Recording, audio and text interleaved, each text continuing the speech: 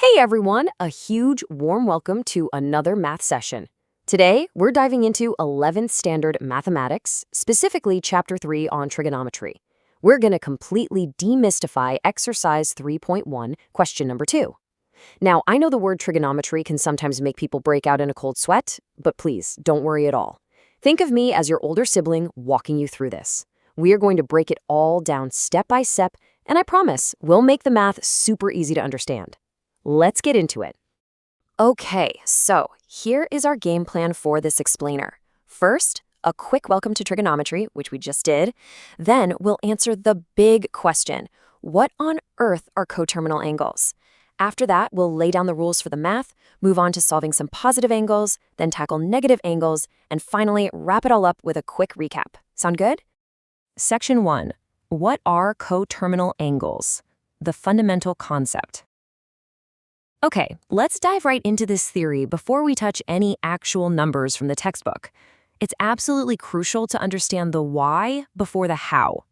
So what exactly is a coterminal angle? The official definition says they are angles in a standard position that have the same terminal sides but differ in the amount of rotation.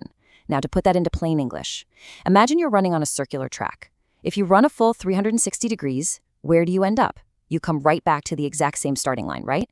Your starting point and your ending point are identical. You just made an extra lap. That is literally the whole concept. Now, look at how this mathematical relationship actually works. Beta equals alpha plus k times 360 degrees.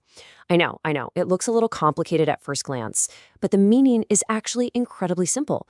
It just means that two angle measurements differ purely by integer multiples of 360 degrees. In other words, you're just adding or subtracting full 360-degree circles. That's it. All right, moving on to Section 2, rule for the math and how to actually solve these problems.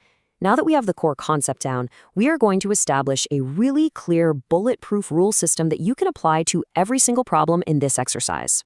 These 4 steps are basically our golden rules. Step 1, check the angle. Step 2, if the angle is greater than 360 degrees, you subtract 360 degrees or its multiples. Step 3, if the angle is less than 0, meaning it's a negative number, you add 360 degrees or its multiples. And step 4, you stop calculating when your angle lands perfectly between 0 and 360 degrees. Does that make sense? If it's too big, subtract. If it's negative, add. Super simple.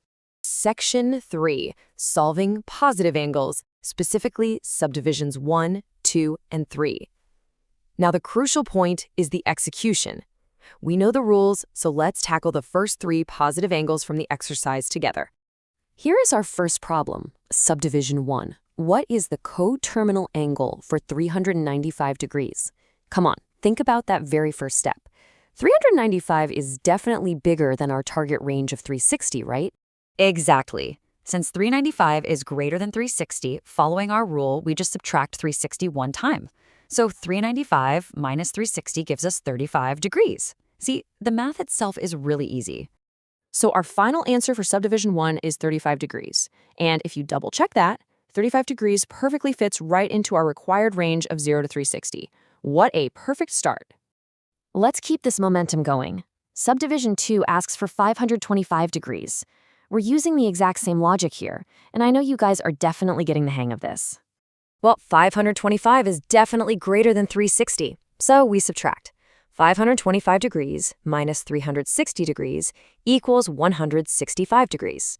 And look at that, 165 is safely tucked between 0 and 360. And that gives us our final answer for subdivision 2, 165 degrees. Excellent work. See how fast we knocked out those first 2? I bet your confidence is really starting to grow now. Okay, let's move along and see how this builds. Subdivision 3 throws a massive 1150 degrees at us. Whoa, right? That is a huge angle. Subtracting 360 just one time definitely isn't going to be enough here. We need a slightly bigger mathematical tool for this one. And this brilliantly illustrates why we use a multiples table. If you look at the multiples of 360, 1 times is 360, 2 times is 720, 3 times is 1080, and 4 times is 1440. Our target number is 1150. So, what is the absolute closest multiple without going over? Exactly, it's 1080. Finding that closest multiple is our secret weapon. Now let's jump into the actual subtraction step using that secret weapon. We take 115 degrees minus 180 degrees, which, remember, is just subtracting 3 full rotations.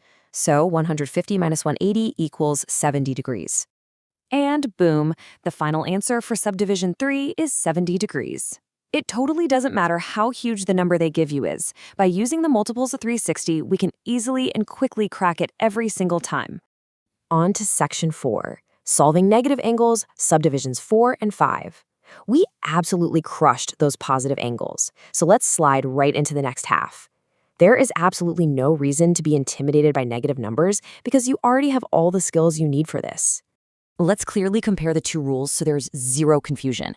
The positive angle rule is to subtract 360. The negative angle rule is just doing the exact opposite. Add 360. To bring a negative number up above 0, we just reverse our action and add. That is literally the only change. All right, let's face our first negative angle challenge. Subdivision 4 asks for the coterminal angle of negative 270 degrees. So, based on our rule, what's our move here? Spot on, we add negative 270 degrees plus 360 degrees. If you do the math, that immediately yields exactly 90 degrees. See that? In just one simple addition step, we secured an angle right inside our 0 to 360 target range. That makes the final answer for subdivision 4 90 degrees. You guys solved that one incredibly fast. I'm seriously proud of you. Okay, let's bring it home and finish up with the very last one. Subdivision 5 gives us negative 450 degrees. So, in step 1, we add 360 to negative 450. That gives us negative 90. But wait, negative 90 is still less than 0, right? So we just need a step 2. We take that negative 90 and add another 360 to it. Now we get 270 degrees. Perfect. Sometimes you just have to add it twice. And here is our highly satisfying summary list. Go ahead and note these down to check your homework. Subdivision 1 is 35 degrees, 2 is 165, 3 is 70, 4 is 90, and 5 is 270 degrees. You all did a superb job today. But before we wrap up this explainer, I want to leave you with a quick brain teaser. What if the angle you get is exactly 360 degrees? Which rule would you use? Would you treat it as a positive or something else?